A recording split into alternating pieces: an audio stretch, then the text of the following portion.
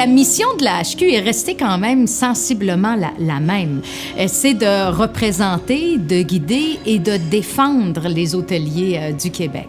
Et tout ça, on peut dire que c'est grâce à des visionnaires qui, il y a 75 ans, ont cru en la force collective. Les régions étaient divisées. Québec avait son association, Montréal avait son association, puis il y avait le reste des hôtels du Québec. Malheureusement, les lois, les règlements, ça se passe au niveau provincial. C'est au niveau de l'ensemble que ça se passe. Mais les hôtels négociaient seuls, chacun dans leur coin. Il fallait aussi avoir beaucoup de leadership pour réussir à convaincre à ce moment-là 2 associations de s'unir, de fusionner pour dire on va être encore plus fort pour représenter l'industrie, pour représenter nos membres. Et je pense que M. Delage et tous ceux qui l'entouraient à l'époque ne se sont pas trompés. Et là, ils ont découvert que la HQ était là et les représentait. La HQ, ce que ça fait, c'est que ça représente, je dirais, encore plus l'hôtelier plus proche de son monde, plus proche de ses clients. On était la voix de l'hébergement au Québec. Et ça, c'est la grande victoire.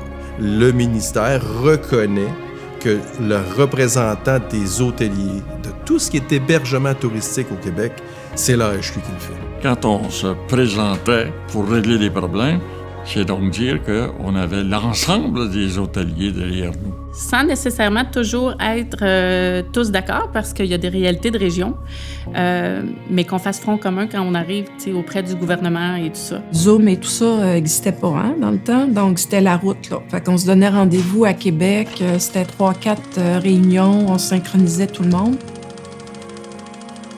Il y a eu plusieurs gros dossiers depuis 75 ans. Un dossier important, ça a été la formation, qui a mené à l'inauguration de l'ITHQ, qui est l'institut hôtelière la plus importante et la plus réputée au Canada. Il n'y avait aucune formation en hôtellerie, aucune formation en gestion hôtelière au Québec. Les enjeux dans ces années-là, c'était même de trouver du personnel qui trouvait notre industrie valorisante. L'Institut de tourisme et d'hôtellerie du Québec a été fondé à la demande d'hôteliers. Leur but était justement d'aider les hôteliers à élever les standards.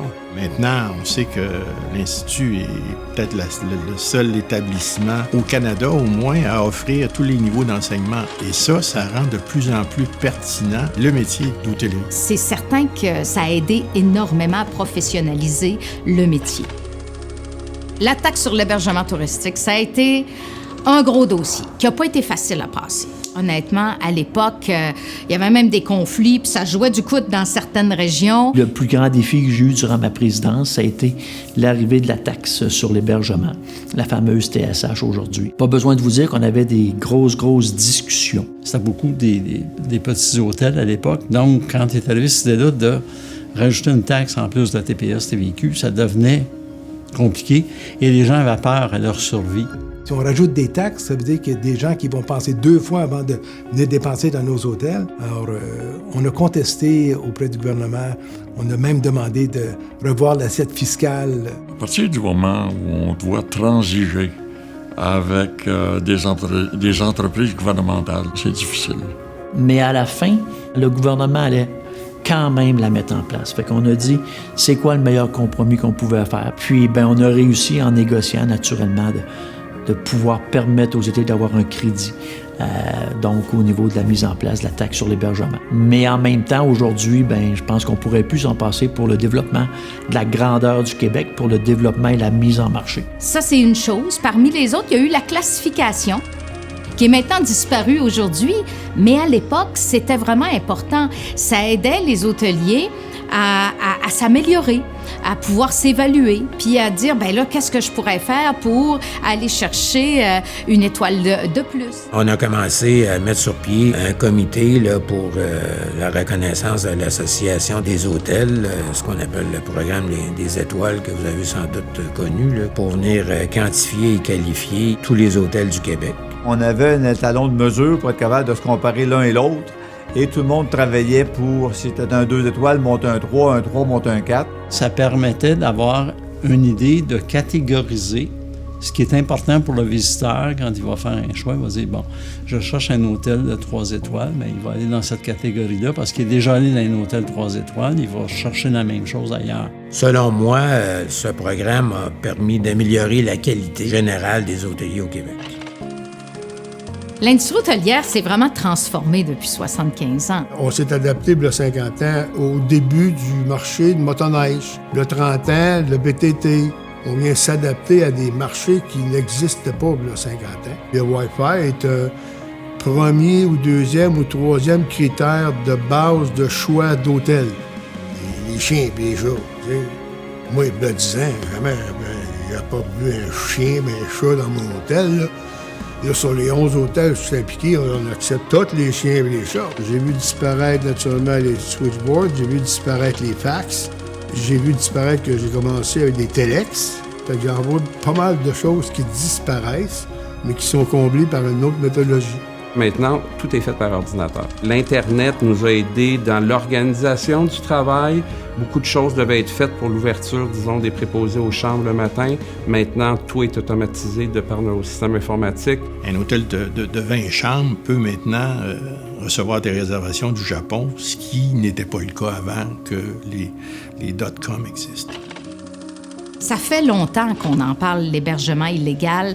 L'AHQ a vraiment travaillé fort dans ce dossier-là depuis plusieurs années et il y a eu plusieurs changements de loi aussi. Ça commençait à monter comme insatisfaction. Et il y avait aussi les hôteliers qui payaient la taxe d'hébergement et que ces habitations-là, dans le fond, tu louais une chambre ou un appartement chez quelqu'un, ben, tu n'avais pas à le payer non plus. On a initié à l'époque un travail assez important avec le ministère du Tourisme pour essayer de ramener un peu de justice dans ce domaine-là où tout le monde opérait de façon complètement illégale. On travaillait sur des normes légales, naturellement, pour rendre ça plus équitable envers tous les hôteliers. Aujourd'hui, c'est un peu corrigé. J'espère que ça va mieux aller. Mais à l'époque, là, c'était vraiment la foire totale, là.